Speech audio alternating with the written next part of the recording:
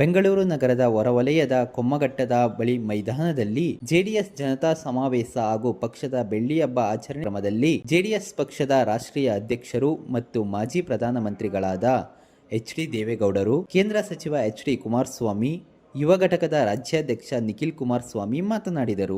ಇದೇ ಸಂದರ್ಭದಲ್ಲಿ ಜೆಡಿಎಸ್ ಶಾಸಕಾಂಗ ಪಕ್ಷದ ನಾಯಕ ಸುರೇಶ್ ಬಾಬು, ಕೋರ್ ಕಮಿಟಿ ಅಧ್ಯಕ್ಷ ಎಂ. ಕೃಷ್ಣಾರೆಡ್ಡಿ, ವಿಧಾನ ಪರಿಷತ್ ಸದಸ್ಯ ಟಿ.ಎ. ಶರಣವ, ಜಿಬಿಎ ಅಧ್ಯಕ್ಷ ಎಚ್.ಎಂ. ರಮೇಶ್ ಗೌಡ ಸೇರಿದಂತೆ ಸಂಸದರು, ಶಾಸಕರು, ಮಾಜಿ ಸಚಿವರು, ಮಾಜಿ ಶಾಸಕರು, ಪಕ್ಷದ ವಿವಿಧ ಪದಾಧಿಕಾರಿಗಳು ಸಮಾವೇಶದಲ್ಲಿ ಭಾಗವಹಿಸಿದ್ದರು.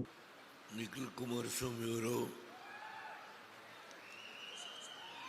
ಸುಮಾರು 1 ಗಂಟೆ ಮಾತನಾಡಿದ್ದಾರೆ. ಹಲವಾರು ವಿಷಯ ಪ್ರಸ್ತಾಪ ಮಾಡಿದ್ದಾರೆ.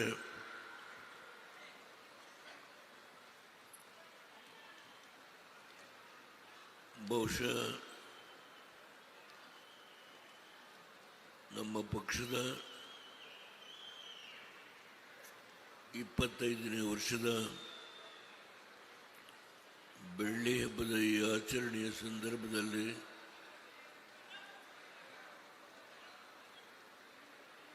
ಬೆಂಗಳೂರಿನಲ್ಲಿ ಇಷ್ಟೊಂದು ದೊಡ್ಡ ಪ್ರಮಾಣದ ರಾಜ್ಯದ ಮೂಲೆ ಮೂಲೆಯಿಂದ ಬಂದಿರತಕ್ಕಂಥ ನಮ್ಮ ಪಕ್ಷದ ಎಲ್ಲ ಮುಖಂಡರುಗಳು, ಕಾರ್ಯಕರ್ತರುಗಳು, ನಮ್ಮ ತಾಯಂದಿರು ಈ ಸಭೆಗೆ ಶೋಭೆಯನ್ನು ತಂದುಕೊಟ್ಟಿದ್ದಾರೆ.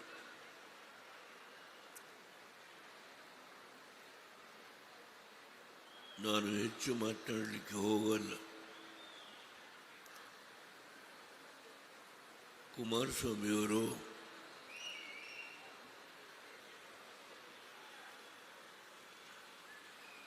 ಈಗ ಕೇಂದ್ರದ ಮಂತ್ರಿಗಳಾಗಿ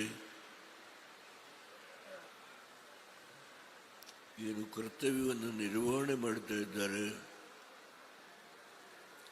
ಈ ಸಂದರ್ಭದಲ್ಲಿ ಅವರು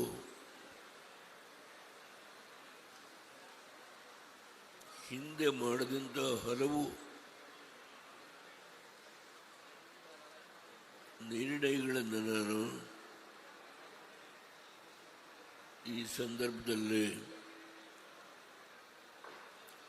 ತಮ್ಮ ಗಮನಕ್ಕೆ ತರಲಿಕ್ಕೆ ಇಚ್ಛೆ ಪಡ್ತೇನೆ.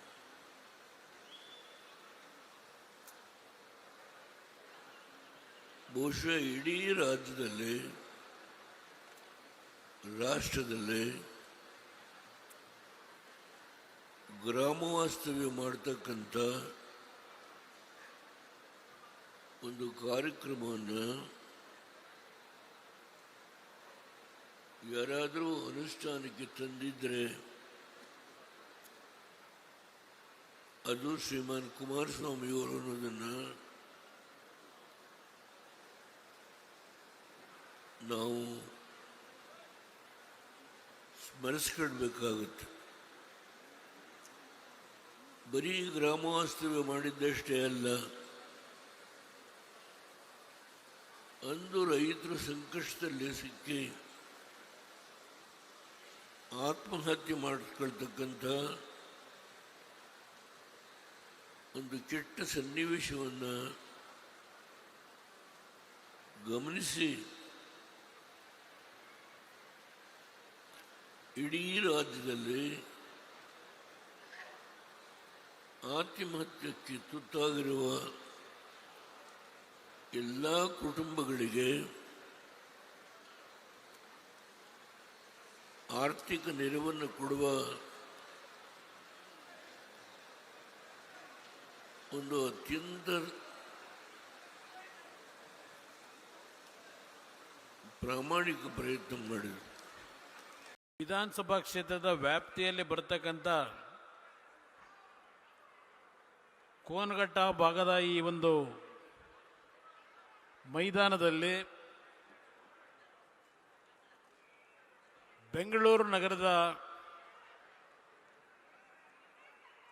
ಜಾತ್ಯತೀತ ಜನತಾದಳದ 25 ವರ್ಷಗಳ ಬೆಳ್ಳಿ ಹಬ್ಬದ ಪ್ರಯುಕ್ತ ಹಾಗೂ ಮುಂದೆ ನಡೆಯತಕ್ಕಂಥ ಬೆಂಗಳೂರು ನಗರದ GBA ಚುನಾವಣೆಗಳು, ಇದರ ಹಿನ್ನೆಲೆಯಲ್ಲಿ ಇವತ್ತಿನ ಈ ಒಂದು ಕಾರ್ಯಕ್ರಮ ಬೆಂಗಳೂರು ನಗರದ ನಾಗರಿಕರಿಗೆ ಮತ್ತು ಬೆಂಗಳೂರು ನಗರದ ನನ್ನ ಕಾರ್ಯಕರ್ತ ಬಂಧುಗಳಿಗೆ ಸೀಮಿತವಾದಂಥ ಕಾರ್ಯಕ್ರಮ ಇದು. ದೂರದ ಆ ಭಾಗದಲ್ಲಿರ್ತಕ್ಕಂಥ KR ಪುರ ಇರ್ಬೋದು, ಪುಲಕೇಶಿ ನಗರ ಇರ್ಬೋದು, ಯಲಹಂಕ ಇರ್ಬೋದು, ರಾಜರಾಜೇಶ್ವರಿ ನಗರ ಇರ್ಬೋದು, ಬಸವನಗುಡಿ ಇರ್ಬೋದು, ಜಯನಗರ ಇರ್ಬೋದು, ಬೆಂಗಳೂರು ದಕ್ಷಿಣ ವಿಧಾನಸಭಾ ಕ್ಷೇತ್ರ ಇರ್ಬೋದು. ಹೀಗೆ ನಾನು ಎಲ್ಲ ವಿಧಾನಸಭಾ ಕ್ಷೇತ್ರಗಳ ಹೆಸರನ್ನ ಹೇಳಲಿಕ್ಕೆ ಹೋಗೋದಿಲ್ಲ, ಈಗಾಗಲೇ ಭಾಳ ಸಮಯ ಆಗಿದೆ. ನಮ್ಮ ಪಕ್ಷದ ಮುಖಂಡರುಗಳು, ಕಾರ್ಯಕರ್ತರು ನಾವು ಶ್ರಮಪಟ್ಟು ಎದ್ದರೆ ಯಾವ ಪಕ್ಷಗಳಿಗಿಂತ ನಾವು ಕಡಿಮೆ ಇಲ್ಲ ಅಂತಕ್ಕಂಥದ್ದನ್ನು ಇಲ್ಲಿರ್ತಕ್ಕಂಥ ಈ ಭಾಗದಲ್ಲಿರ್ತಕ್ಕಂಥ ವೇದಿಕೆ ಮೇಲೆ ಇರ್ತಕ್ಕಂಥ ಕಾರ್ಯಕರ್ತರು, ಮುಖಂಡರುಗಳು, ಮುಂಭಾಗದಲ್ಲಿರ್ತಕ್ಕಂಥವ್ರು, ನಿಮ್ಮೆಲ್ಲರ ಒಂದು ಸಂಘಟನೆ ಯಾವ ರೀತಿ ಇದೆ ಅಂತಕ್ಕಂಥದ್ದು ಇವತ್ತು ಜಾತ್ಯತೀತ ಜನತಾದಳ ಬೆಂಗಳೂರು ನಗರದಲ್ಲೂ ಸದೃಢವಾಗಿ ಬೆಳೆಸಲಿಕ್ಕೆ ನಾವು ಕಾರ್ಯಕರ್ತರು ತಯಾರಾಗಿದ್ದೇವೆ ಅಂತಕ್ಕಂಥ ಸಂದೇಶ ಈ ಕಾರ್ಯಕ್ರಮದಲ್ಲಿ ನೀವು ನೀಡಿದ್ದೀರಿ.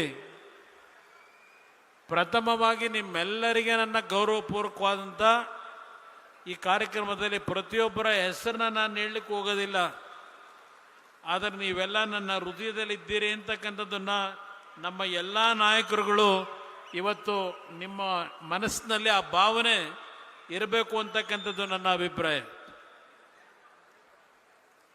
ಇವತ್ತಿನ ಈ ಒಂದು ಕಾರ್ಯಕ್ರಮ ಬಹುಶಃ ಒಂದು ಅದ್ಭುತವಾದಂಥ ಕಾರ್ಯಕ್ರಮವನ್ನು ನೀವೆಲ್ಲ ಸೇರಿ ಮಾಡಿದ್ದೀರಿ.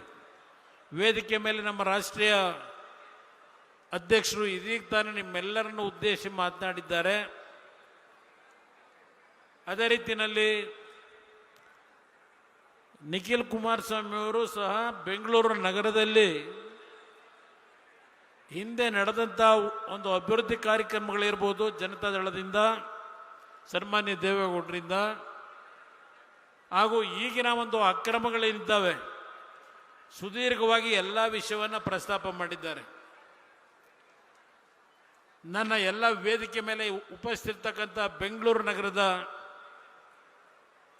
5 GBA ವ್ಯಾಪ್ತಿಯ ನಾಯಕತ್ವ ಏನು ಕೊಟ್ಟಿದ್ದೇವೆ ಮತ್ತು ವಿಧಾನಸಭಾ ಕ್ಷೇತ್ರಗಳಲ್ಲಿ ಯಾವ ಒಂದು ಜವಾಬ್ದಾರಿಯನ್ನು ನಿಮ್ಮಗಳಿಗೆ ಕೊಟ್ಟಿದ್ದೇವೆ, ನಿಮ್ಮಲ್ಲಿ ಕೈ ಜೋಡಿಸಿ ಮನವಿ ಮಾಡ್ತಕ್ಕಂಥದ್ದು, ನಾವು ಹಿಂದೆ ಮಾಡಿರತಕ್ಕಂಥ ಕಾರ್ಯಕ್ರಮಗಳು ಒಂದು ಭಾಗ, ಮುಂದೆ ನಾವು ಈ ಒಂದು ಬೆಂಗಳೂರು ನಗರವನ್ನು ಈ ದುಸ್ಥಿತಿಗೆ ತಂದಿರತಕ್ಕಂಥ ಹಲವಾರು ಪಕ್ಷಗಳ ನಾಯಕರುಗಳ ನಡವಳಿಕೆಗಳೇನಿದೆ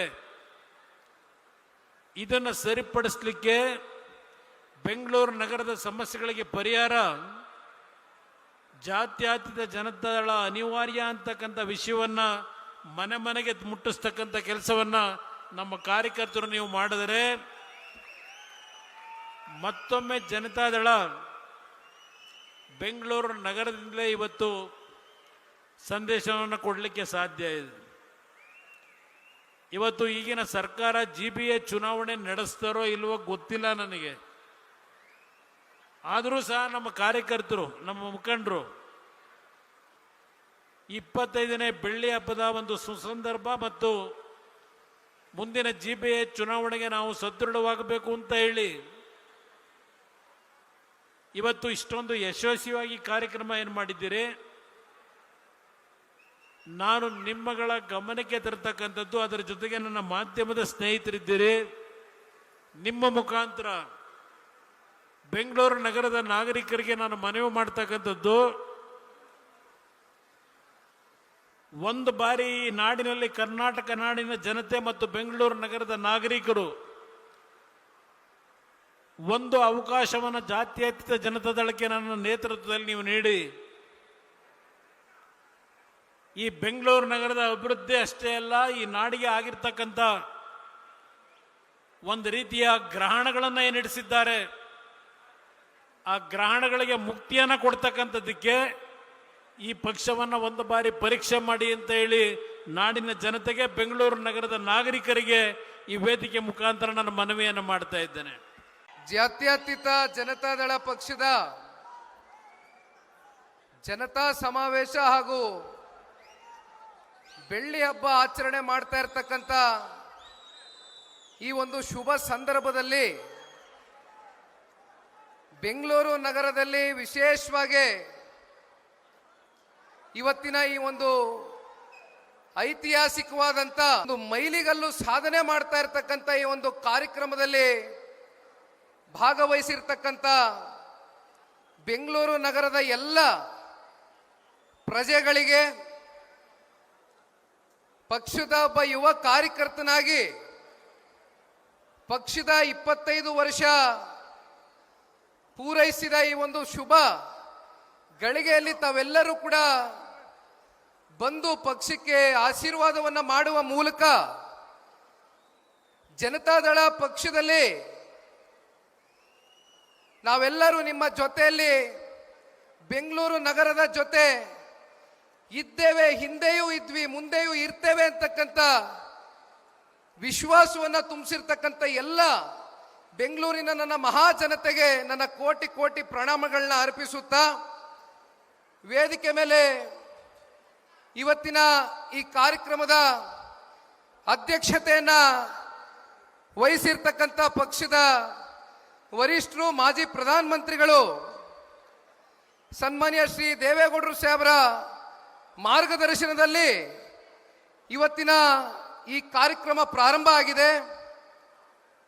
ಇವತ್ತಿನ ಈ ಕಾರ್ಯಕ್ರಮದ ಕೇಂದ್ರ ಬಿಂದುಗಳು ಕರ್ನಾಟಕ ರಾಜ್ಯ ಕಂಡಂತ ಅಪರೂಪದ ನಾಯಕರಾಗಿರ್ತಕ್ಕಂಥ ಮಾನ್ಯ ಮಾಜಿ ಮುಖ್ಯಮಂತ್ರಿಗಳು, ಕೇಂದ್ರಿನ ಸಚಿವರಾಗಿರ್ತಕ್ಕಂಥ ಸನ್ಮಾನ್ಯ ಶ್ರೀ ಕುಮಾರಣ್ಣ ಅವರ ಒಂದು ಅಧ್ಯಕ್ಷತೆಯಲ್ಲಿ, ಅವರ ಒಂದು ಉಪಸ್ಥಿತಿಯಲ್ಲಿ ನೆರವೇರ್ತಕ್ಕಂಥ ಈ ಕಾರ್ಯಕ್ರಮ ಜೊತೆಯಲ್ಲಿ ಸಾಕಷ್ಟು ಜನ ಜನತಾದಳ ಪಕ್ಷದ ಹಾಲಿ ಶಾಸಕರು, ಮಾಜಿ ಶಾಸಕರು, ವಿಧಾನ ಪರಿಷತ್ನ ಸದಸ್ಯರು ಸೇರಿದಂತೆ 5 ಕಾರ್ಪೊರೇಷನ್ನ ಅಧ್ಯಕ್ಷರುಗಳೇನಿದ್ದಾರೆ, ಜೊತೆಯಲ್ಲಿ ವಿಶೇಷವಾಗಿ ಯಶವಂತಪುರ ಕೊಮ್ಮಘಟ್ಟದಲ್ಲಿ ನಡೀತಾ ಇರತಕ್ಕಂಥ ಈ ಕಾರ್ಯಕ್ರಮದ ಅತಿ ಹೆಚ್ಚು ಜವಾಬ್ದಾರಿಯನ್ನ ಹೊತ್ತಿರ್ತಕ್ಕಂಥ ವಿಧಾನ ಪರಿಷತ್ನ ಸದಸ್ಯರು, ಈ ಭಾಗದ ನಾಯಕರಾಗಿರ್ತಕ್ಕಂಥ ಮಾನ್ಯ ಜವರೇಗೌಡರು ಮತ್ತೆ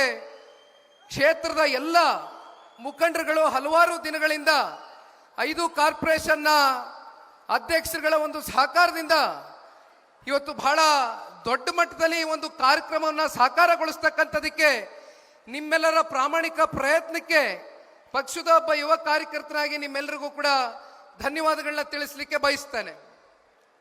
ಈಗಾಗಲೇ ಸಮಯ 1 ಗಂಟೆ ಆಗಿದೆ. ಇನ್ನು ಸನ್ಮಾನ್ಯ ದೇವೇಗೌಡರು ಸಾಹೇಬರು ಮತ್ತೆ ಅಂತಿಮವಾಗಿ ಸನ್ಮಾನ್ಯ ಕುಮಾರಣ್ಣ ಅವರ ಮಾತುಗಳನ್ನ ಕೇಳಲಿಕ್ಕೆ ತಾವೆಲ್ಲ ಸಹಸ್ರಾರು ಸಂಖ್ಯೆಯಲ್ಲಿ ಬಂದು ಸೇರಿದ್ದೀರಿ. ಅದಕ್ಕಿಂತ ಮುಂಚಿತವಾಗಿ ಕೆಲವೊಂದಷ್ಟು ಬೆಂಗಳೂರು ನಗರದಲ್ಲಿ ಇರ್ತಕ್ಕಂಥ ಸಮಸ್ಯೆಗಳ ಬಗ್ಗೆ ಪ್ರಸ್ತಾವನೆಯನ್ನ ಇಡ್ಲಿಕ್ಕಿಂತ ಮುಂಚಿತವಾಗಿ ಬೆಂಗಳೂರು ನಗರವನ್ನ ನಿರ್ಮಾಣ ಮಾಡಿರ್ತಕ್ಕಂಥ ಅವತ್ತಿನ ಕಾಲಘಟ್ಟದಲ್ಲಿ ಒಂದು ದೂರದೃಷ್ಟಿಯನ್ನ ಇಟ್ಟು ಬೆಂಗಳೂರು ನಗರ ಇಡೀ ವಿಶ್ವದಲ್ಲೇ ಒಂದು ಪ್ರಸಿದ್ಧಿಯನ್ನ ಪಡ್ಕೊಳ್ತಕ್ಕಂಥ ಒಂದು ನಗರವಾಗಿ ಹೊರಹೊಮ್ಮಬೇಕು ಅಂತಕ್ಕಂಥ ಕಲ್ಪನೆಯಿಂದ ನಾಡಪ್ರಭು ಕೆಂಪೇಗೌಡರು ಕಟ್ಟದಂತ ಈ ಒಂದು ಬೆಂಗಳೂರು ನಗರ ಬಹುಶಃ ಅವರ ಒಂದು ಬ್ಲೂ ಪ್ರಿಂಟ್ನ ಏನು ಅಂದಿನಿಂದ ತಯಾರಿಯನ್ನ ಮಾಡಿದ್ರು. ಇವತ್ತು ಬೆಂಗಳೂರಿಗೆ ಸಿಲಿಕಾನ್ ಸಿಟಿ ಅಂತಕ್ಕಂಥದ್ದು ಒಂದು ಗ್ಲೋಬಲ್ ರೆಕಗ್ನಿಷನ್ ಏನಾದರೂ ಸಿಕ್ಕಿದೆ ಅಂತಕ್ಕಂಥದ್ದಾದ್ರೆ ಅದಕ್ಕೆ ಮೊದಲು ಮೂಲ ಪುರುಷ ಆ ಪುಣ್ಯಾತ್ಮ ನಾಡಪ್ರಭು ಕೆಂಪೇಗೌಡರನ್ನ ನಾವು ಈ ಸಂದರ್ಭದಲ್ಲಿ ಮೊದಲು ಈ ವೇದಿಕೆ ಮೂಲಕ ಸ್ಮರಿಸ್ಕೊಳ್ಬೇಕಾಗ್ತದೆ. ಸಾಕಷ್ಟು ಜನ ಪಕ್ಷಾತೀತವಾಗಿ ಬೆಂಗಳೂರು ನಗರದ ಅಭಿವೃದ್ಧಿಗೆ ಒಂದೊಂದೇ ಇಟ್ಟಿಗೆಯನ್ನ ಇಡ್ತಾ ಒಂದೊಂದೇ ಹೆಜ್ಜೆಯನ್ನ ಇಡ್ತಾ ಅಭಿವೃದ್ಧಿಗೆ ಸಾಕಷ್ಟು ಜನ ಸಹಕಾರವನ್ನ ಕೊಟ್ಟಿರ್ತಕ್ಕಂಥದ್ದು ಬೆಂಗಳೂರು ನಗರದ ಒಂದು ಇತಿಹಾಸ. ಆದರೆ ಇವತ್ತು ಬೆಂಗಳೂರು ನಗರವನ್ನ ಮತ್ತಷ್ಟು ಅಭಿವೃದ್ಧಿಯ ಒಂದು ದಿಕ್ಕಿಗೆ ಕೊಂಡೊಯ್ತಕ್ಕಂಥದಕ್ಕೆ ಮಾಜಿ ಪ್ರಧಾನ ಮಂತ್ರಿಗಳು ಸನ್ಮಾನ್ಯ ಶ್ರೀ ದೇವೇಗೌಡರು ಸಾಹೇಬರು ಇವತ್ತು ಈ ಒಂದು ಕಾರ್ಯಕ್ರಮದಲ್ಲಿ ಏನು ಕೂತಿದ್ದಾರೆ, ಬಹುಶಃ ಅವರು ತಗೊಂಡಂತ ಕೆಲವೊಂದಷ್ಟು ಐತಿಹಾಸಿಕವಾದಂತ ತೀರ್ಮಾನಗಳು, ನಿರ್ಣಯಗಳು ಇವತ್ತಿಗೂ ಕೂಡ ಜನಗಳ ಹೃದಯದಲ್ಲಿ ಶಾಶ್ವತವಾಗಿ ಉಳಿದಿದೆ ಅಂತಕ್ಕಂಥದ್ದನ್ನ ನಾನು ಭಾವಿಸಿದ್ದೇನೆ. ಸನ್ಮಾನ್ಯ ದೇವೇಗೌಡರು ಸಾಹೇಬರು 94ನೇ ಇಸ್ವಿಯಲ್ಲಿ ಇವತ್ತೇನು ಸಾಕಷ್ಟು ITBT ಸೆಕ್ಟರ್ಗೆ ಖ್ಯಾತಿಯನ್ನ ಹೊಂದಿರತಕ್ಕಂಥ ಬೆಂಗಳೂರು ನಗರ, ಅಂದಿನ ಕಾಲಘಟ್ಟದಲ್ಲಿ ಅವರು ಮುಖ್ಯಮಂತ್ರಿಗಳಾದಂಥ ಸಂದರ್ಭದಲ್ಲಿ ಸಿಂಗಾಪುರಿನ ಸರ್ಕಾರದ ಜೊತೆಯಲ್ಲಿ ಮಾತನಾಡಿ ಒಂದು ಖಾಸಗಿಯ ಒಂದು ಕಂಪ್ನಿಯನ್ನ ವೈಟ್ ಫೀಲ್ಡ್ ನಲ್ಲಿ ITPL ನಲ್ಲಿ 69 ಎಕರೆ ಭೂಮಿಯನ್ನ ಕೊಡುವ ಮೂಲಕ 40,000 ಜನ ಯುವಕರಿಗೆ ಅಂದಿನ ಕಾಲದಲ್ಲಿ ಉದ್ಯೋಗವನ್ನ ಕೊಡ್ತಕ್ಕಂಥ ಕೆಲಸ ಮಾಡಿದ್ದು ಇದೇ ಪುಣ್ಯಾತ್ಮ ಸನ್ಮಾನ್ಯ ದೇವೇಗೌಡರು ಸಾಹೇಬರು. ಅಲ್ಲಿಂದ ನಿಮಗೆ ಇತಿಹಾಸ ಗೊತ್ತಿದೆ. ಮತ್ತಷ್ಟು ಪ್ರೋತ್ಸಾಹವನ್ನ ಕೊಡಬೇಕು. ITBT ಸೆಕ್ಟರ್ ಇಡೀ ದೇಶದಲ್ಲಿ ಬೆಂಗಳೂರು ನಗರದಲ್ಲಿ ಅತಿ ಹೆಚ್ಚು ಸ್ಥಾಪನೆ ಆಗಬೇಕು ಅಂತಕ್ಕಂಥ ಕಲ್ಪನೆಯಿಂದ ಒಂದು ಕನಸನ್ನ ಒತ್ತಿ ಸನ್ಮಾನ್ಯ ದೇವೇಗೌಡರು ಸಾಹೇಬರು ತೆರಿಗೆ ವಿನಾಯಿತಿಯನ್ನ ಘೋಷಣೆಯನ್ನ ಮಾಡ್ತಾರೆ, ಟ್ಯಾಕ್ಸ್ ಹಾಲಿಡೇನ ಡಿಕ್ಲೇರ್ ಮಾಡ್ತಾರೆ.